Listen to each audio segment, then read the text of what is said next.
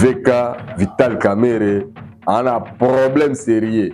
Jean-Marie Kassambaruta Lobio Vital Kamerhe Miki Milano Libela po sur le détournement pesali. Ce qui va l'ongolio a été koto ko sukate. 9 millions de dollars l'Obama déjà. Nana yebi yoyo yabana yoyo yabana to ko tuno be mutuna mais toza contre mutute. Kamerhe oyo boza koloba Kamerhe. Nga nazana Kigali. Ngai nazana Kigali. Po Tshisekedi tosalaki ASD, Alliance pour la sauvegarde du dialogue intercongolais. MMA biso na Kigali. Na sala 2 ans kuna. Donc na yebi batu nyonso wana. Na yebi bango. Ezala mokolo moko boye na tongo. Officier moko rwandais abenginga abi yaka place moko boye. Na hotel. Na kei kuna côté ya self service. Pembeni ya piscine. Na koma kuna Kamerhe yoyo. Didier Tumba yoyo. Katumba Mwake yoyo. Donc les grandes personnalités de l'époque à Kinshasa. Oh. Alors leur bango ba moningai ba comprendre que ba Rwanda ba piéger bango. Pour les koyo wana ezalaki invasion Rwando-Ugando burundaise. Invasion Rwando-Uganda. Sikoyo Kamerhe lokola munoko na ezalaka pete boye soko diare. Abinanga Moubake, toi ici. Nabi non, c'est à moi de te demander. Qu'est-ce que tu es venu faire chez l'envahisseur? Mbote cher internaute, mbote ba congolais à bonne qualité na sepeli makasi ko retrouver bino bon moment à travers Tindika télévision toye na cadre ma solo boyebi ke biso na bino to solo la rango sans embâche. Alors on a remercié rapidement la grande équipe technique Junior Kapaya Refait qui sombe. Nous sommes ensemble avec le peuple congolais, surtout le peuple congolais au bazar à bonne qualité, actualité et za makasi et za mouvementé. Mokonzamboka Félix Antoine Tshisekedi Tshilombo na route la bino tout image mais vous avez déjà pris pour ne pas être trop en retard que après qu'on regrettait na biso ndenge nini avion kanga makala likolo aotaki ko signer sous avion à Kititi Afrique du Sud bakutani na Ramaphosa. Mais moutoko sayote ndeko nanga congolais na cadre toujours bolingo ya congolais ya ba congolais mutu moko ya ko manipuler esprit na yote Tshisekedi akutani ni na Joseph Kabila ni na Thabo Mbeki na Afrique du Sud mais akutani plutôt na Ramaphosa président ya Afrique du Sud. Donc baya ko manipuler l'esprit na binote pour na prévenir ki binote de tromi na tango ya lokuta actualité msusu ezali dominer na ba vidéo na kotiela bino ezali il y a très prochainement Bolimbisi pour la tautologie. Donc, la vidéo n'a retiré la vidéo très prochainement et qu'on a la feuilleton IDPS. Enfin, le chef de l'État Félix Antoine Tshisekedi Tshilombo Mukwantombolo à réunir les deux fractions, Deo Bizou à côté, Augustin Kabouya à côté. Qu'est-ce qui va se passer, Mikole Koya, par rapport à parti présidentiel, parti au pouvoir, parti Tonda démocratie, parti au Batubana, la liberté à Kosakanate, l'expression et surtout que démocratie qu'on est rayonnaka et benga baromoko pyramide renversée. Alors tous allez ensemble dans le cadre de Bokomona. Très prochainement, on va voir la vidéo concernant IDPS, parti au pouvoir et les deux secrétaires généraux. Autour de Félix Antoine Tshisekedi Tshilombo, je crois que ça lui plaisir na Chacho People de Madrid, na ville na Tumba Kolesha, ya maman Laurence Mtaï de Pessamnene, maman Yohan n'en parlons même pas, elle est aux anges, et surtout que hier a soutenu maman Nabiso, je dis Tsumino Makasi, donc Nandenge Akambarambo Kaneleko Oyo Tuzali. En dehors ya bango, na masolo wana, masolo musu ezali, actualité dominée sur pétition, boyebi ba membre ya bureau Assemblée nationale. Bazaki visé et plus particulièrement leader na bango Vital Kamerhe Omikolo yem dans l'actualité combo naie et Kezongi dans les bons comme dans les biens mais il y a le mal et les kebele. Il y a le mal et les kebele. Il y a les bosso kapa tchela bango ba photo. Tchela bango ba photo Vital Kamerhe a été auditionné par le président spécial de la commission qui est Peter Kazadion Lelo Mokili Momba bono ndenge ni IDPS mais ils avaient qui choix. Il y a Biro, je crois que il y a réunion parlementaire, il y a Vital Kamerhe et il a été très bien réussi et à se défendre, à PCB moyen à défense et puis les autres membres parce que par rapport au calendrier, au Bazouaki, na mission ba confier ki bango na bureau et assemblée nationale. Mais na moya lelo na ko yebisa bino ke bino ba to landa biso partout dans le monde entier. Boye ba ke Vital Kamerhe sort na ye tozo bango lundi et vote ko le la bulletin secret. Ndenge ko le la dobo za la toujours confiance à travers tindika la saint Thomas ndenge na lobaka so monité ko ndibate akwaya to akwaya te ekoyebana mikolo ezali koya. Actualité ya Kamerhe très kaka lelo wana ezaka lelo nde na solo na bino boye na ko rappeler bino deux devoirs de mémoire ya liboso ezali ndeko yambi Vital Kamerhe a rotuna ye soki azalaka asilisa classe na kombo ya Vital Kamerhe wakaningini Vital Kamerhe ayebisi habité ngai nasilisa classe na kombo ya Vital Kamerhe wakaningini te nga sisa epoque wana toaki na tango Mobutu tango ya ba preno ezalaka te. Alors soki ya bi vidéo ezali oyo moko zoloba yo Vital Kamerhe ke aussi c'est vraiment classe na yo na kombo ya Vital Kamerhe pendant que toza na Zaire. Vital Kamerhe alobi na ndeko wana ke soko bimisi vidéo oyo ngai Vital Kamerhe na koloba ke na silisa penza classe na époque ya Zaire na kombo Vital Kamerhe ndako na nga onaka nango na Kisasa na kopesa yo soko omoni te kondima te bokomona vidéo et puis bokomona sous devoir de mémoire ya Valentin Mobaki oyo ezalaka viral. En tout cas Saint Thomas Rotier la bino yango parce que votre humble serviteur m'a réalisé vidéo wana mais il y a 10 ans parce que ezalaki na 2015 mambo basobele tindika toko tindika bino et tant que tokozala na matière na ba vérité na biloko na biso ya propre avec précision tokobanga mutu te tobanga eloko te mama Yohani yebisaka bango dans papa Maurice toko yebisaka bango. Alors oyo na sepeli nango makasi o na ko yebisa bino ke kapaya arotiela bino ba photo ezali milele koti na este prophète Moïse Nengele merci prophète Carlos merci parce que bino bolobaki yango ke niveau toke ne masolo bato ba infiltrer biso ba armée na niveau tout mais sauf côté moko force aérienne ba kokate. Alors na moyen ya bitumba likolo nde tokolonga bango M23 l'élite M23 yoki santé sukolite ba présenter ki biso ba commando ti ce na minute on a bisa bino ke ba commando ba présenter ki biso wana mingi ba kufi mipikwa baziki na moto kapa ya tiela biso ba photo tiela biso na ba photo ya ndenge nini ba sukoi eko sala msala kuna na pa ya ba M23. Alors c'est pendant que kapa ya tia ba photo ndeko azon di matin azoko comprendre te M23 contre peuple congolais. Peuple congolais est tombé quel M23. Bango bagi balobi baba libérateur mais match baloki. Tiens la vidéo na ndeko azolo bela M23 peuple contre M23 do peuple balingi soute ba supporter ba vraiment réclamer mingi kaka to ya ko libérer bango po ba comprendre te. Kapa ya tindika bango toleka. L'M23 se révolte contre le gouvernement et la population se révolte contre l'M23. Qui va libérer qui?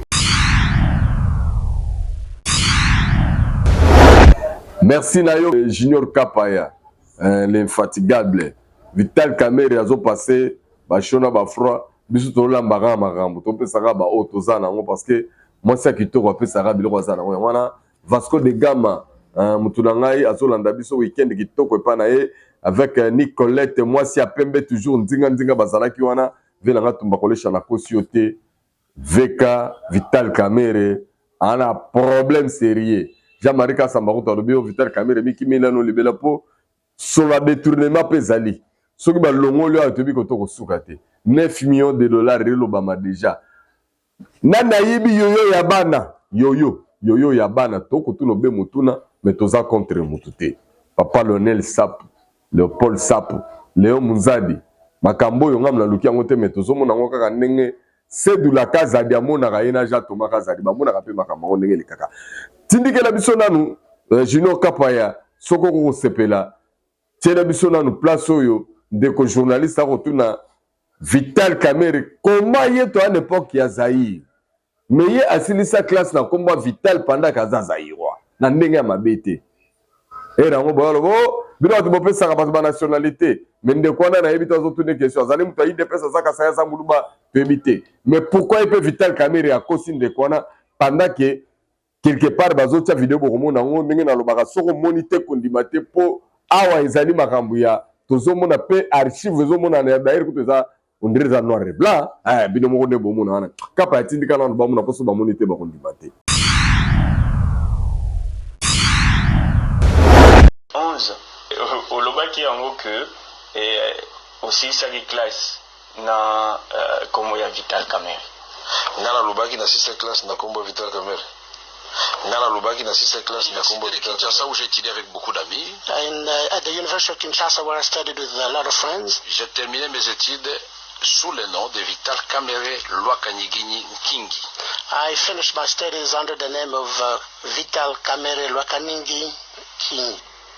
Je pense que tokoki ko retrouver vidéo wana retrouver yango en tout cas tango solaki na pension promesse ferme soko retrouver yango ke ngai na 6e classe na kombo ya Vital Kamerhe ndako nanga obe moko na zango na kisasa komi ayo. J'ai terminé mes études sous le nom de Vital Kamerhe Lwakanyigini Nkingi.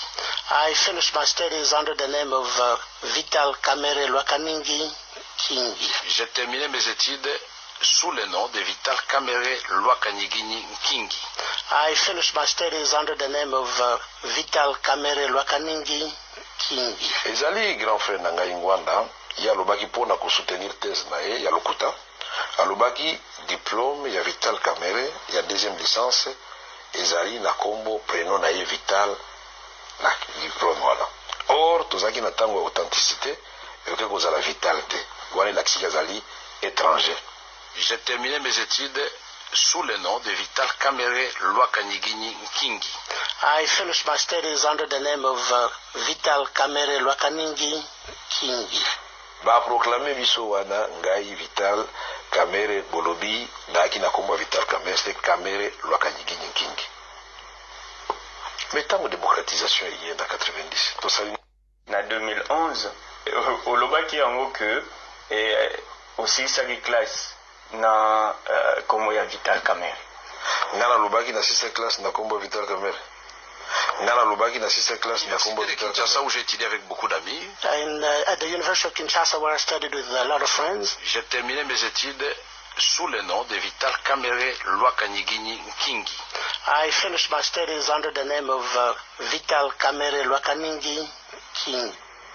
Je pense que tokoki ko retrouver vidéo wana retrouver yango en tout cas tango solaki na pension promesse ferme soko retrouver yango ke ngai na 6e classe na kombo.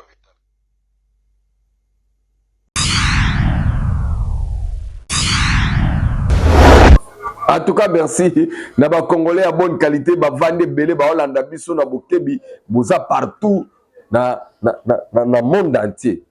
Na ebisi bino ke ndenge za boye na isiro na minute oyo ba Congolais nanga ba kosi batu ye nande kone azaki gouverneur de quoi isiro ko témoigner. Mais avant de quoi isiro a témoigner, na ndenge tomoni Vital Kamerhe kosi awa na vidéo bouti kolanda. Est-ce que na 2015 est-ce que Valentin Mobake pas koselaki Vital Kamerhe na moment ngana kendaki kotuna ye mituna nanga tala makambo Valentin Mobake a répondaka nga n'importe quoi et bokolanda place wana na lingi boyo ka précision yo ezali munene ezali important bon meka ko négliger yango ti. S'il vous plaît, bande konanga ba Congolais na cadre bolingo Congo na ba Congolais. Place oyo Valentin Mobake alobaka ke soki Kamerhe amoni makambo nga na lobi ezali lokuta aya ko démentir. Tilelo, ça fait 10 ans que vidéo wana ezalaka. Ba propos ya Mobake tozongisaka yango mbala na mbala mais Vital Kamerhe ayakate. Et qui a réalisé cette vidéo avec Valentin Mobake, c'est votre humble serviteur Saint Thomas. Soromonité, Kondimate. Buka mona, buka kwikila tchacho pipo de Madrid. Landa yango. baza kolanda babi bakati volume na telefone nabi zakali zongi sa volume ah muze zongi sa volume nabi kamere oyo boza koloba kamere nga naza na Kigali ngai naza na Kigali po Tshisekedi tosalaki ASD Alliance pour la sauvegarde du dialogue intercongolais MMA biso na Kigali na sala 2 ans kuna donc nayebi batu nyonso wana nayebi bango ezala mokolo moko boye na tongo officier moko rwandais abenginga abi yaka place moko boye na hotel na kei kuna côté ya self service pembeni ya piscine nakoma kuna kamere yoyo Didier Tumba yoyo Katumba Mwake yoyo donc les grandes personnalités de l'époque à Kinshasa. Oh. Alors, leur bango ba moningai ba comprendre que ba Rwanda ba piéger bango. Pour les ko wana ezalaki invasion Rwando-Ugando burundaise. Invasion Rwando-Uganda. Sikoyo kamere lokola munoko na ezalaka pete boye soko diare. Abinanga ah Mubake toi ici. Nabi, non, c'est à moi de te demander. Qu'est-ce que tu es venu faire chez l'envahisseur? Rwandais bakatena kose. Hein? Donc, tout le monde va comprendre que piéger qui bango na kokuta bango. En fait, les attraper en flagrant délit. Baza kolia, telemi, Rwandais bakomi koseka. Natanga kutu kombo ya Rwandais moko ya kufaki karege ya Patrick. Oazaki responsable de la sécurité la bango azalaki wana. Sikoyo bango batelemi bazokende kamera azokende boye namoni ba papa mibale bazoya baya kopesa embote ba papa na bazoloba Kinyarwanda mais devant témoin yempe atelemi sikoyo amoni akorevese alingia mema bango musika bazoloba na Kinyarwanda bapesa ni yambi na bango wana bapesa na kawana yempe bandiko loba na munoko et puis akena bango musika Karege alobi nanga omoni papa leki na yewa. Mais na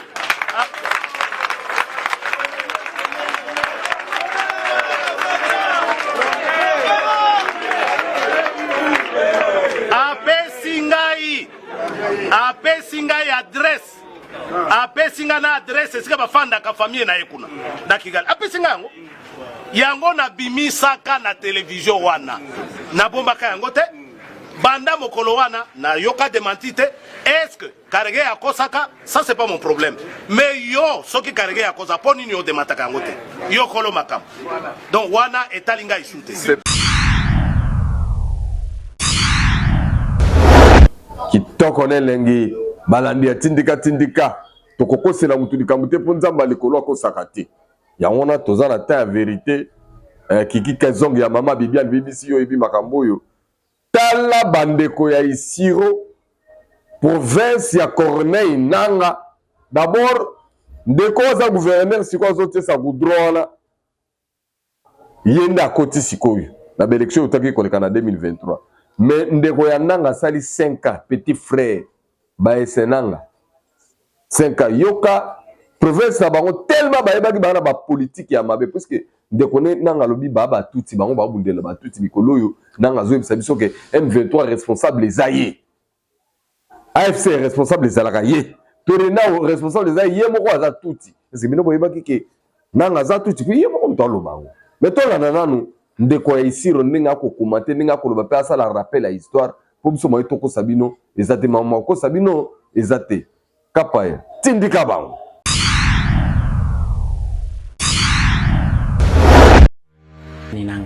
C'est le petit frère du chef rebelle AFC M23, Corneille Nanga. Ce type de Basséane avait tous les moyens à sa disposition. C'est le deuxième gouverneur. Tous les moyens. Le type là nous a menti. Il a apporté des ustensiles. Kati, il a mené les bois morts. On chauffait ça sur la route pour dire que c'est les goudrons qu'on est en train de poser. Une histoire vraie.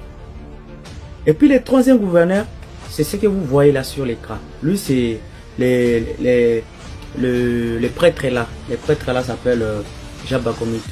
on l'appelle souvent mon ensemble. Donc c'est le troisième gouvernement. C'est lui qui vient mettre les goudrons réels que vous êtes en train de voir qu'on est en train de poser. Ce qui m'a énervé dans cette histoire, c'est quoi? Les petits frères des rebelles là, ils nous ont mati. Il fallait voir les degrés à Milingwe Zobimana Balabala sur les boulevards Lumumba là, sur les rampes, ceux qui sont arrivés ici. Vous voyez ces stations là. C'est dans ces stations, je ne sais pas moi si on chauffait quoi, ceux qui allaient qui mbilibo, je sais pas, ceux qui c'était mafuta mélangé avec les graviers, je sais pas, des choses comme ça. Les types là nous ont mati 5 ronds. Il disait que met les goudrons. Et voilà, ce successeur qui vient nous mettre les goudrons réels, c'est que vous êtes en train de voir là. Ah. Maintenant, je vois son grand frère dire non, il vient revendiquer, il doit chasser le président parce que il faut diriger le pays. Quand ton petit frère déjà nous a montré un mauvais acte, un mauvais geste, après avoir détourné 61 millions de dollars. Il a détourné 61 selon les rapports de l'IGF. Et il nous a menti qu'il va poser les goudrons avec ces stations là. C'est quel goudron qu'on mettait? On chauffe les stations sur la route. Et voilà, Jabba Komito, c'est ce prêtre là qui est venu mettre les goudrons là. Alors, en tout cas, coup de chapeau. Ça c'est une petite histoire que je vous ai racontée. Le type là nous a menti sérieusement, les Bassian là. Nous a mal mis mon cher. Malgré que tu es en exil à Dubaï là, que Dieu te pardonne, Bassian, là où tu vas suivre cette vidéo avec tes gens. Voilà qui nous a menti. Et son grand frère prêt à venir diriger le pays. Vous pensez qu'il va nous laisser quel héritage? Ah, vraiment. Ça s'est passé à Isiro. Ceux qui habitent ici connaissent ce que moi je suis en train de dire. Je ne mens pas. Ça s'est déroulé comme ça.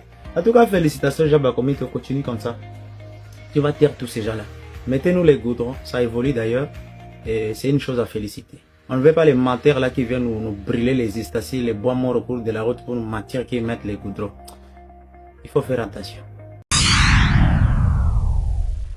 En tout cas, natondi bino botondi bande ko balandi po bozaki bele pona kolanda biso. Bino moko bo comprendre actualité ndenge zo ke nena ndenge zo marché pour ça soka confiance. Puisque Saint Thomas a na pona bino. Na kozana pona batu mususu te mo konza mboka Félix Antoine Tshisekedi Tshilombo. Après South Africa azali na mabele ya bakoko, sima ya mabele ya bakoko akozwa sous pepo. Pona okende wapi? États-Unis d'Amérique, na mboka ya Donald Trump, na Assemblée Générale des Nations Unies. Après Assemblée Générale des Nations Unies, et là on est Félix Tshisekedi à Rosala.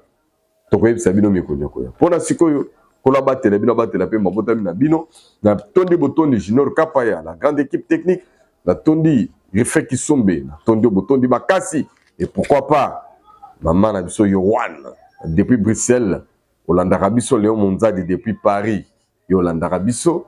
Venanga Tumbakole chez Maman Laurence Yolanda Rabiso. Totondi Botondi. Toujours. Tchatcho Pipo de Madrid. Madrid de Koyate. Et puis, Jean-Thomas Kazadi. Bassé de la Kazadi. Papa Maurice Toko. Depuis États-Unis. Nicolette Moisi à Pembe. A Pessibino Mbote. Toujours Bolingo ya Congolais à Congolais. Kolabate la bino bate la pe mabota la bino. Totikibino na boboto. Bye bye.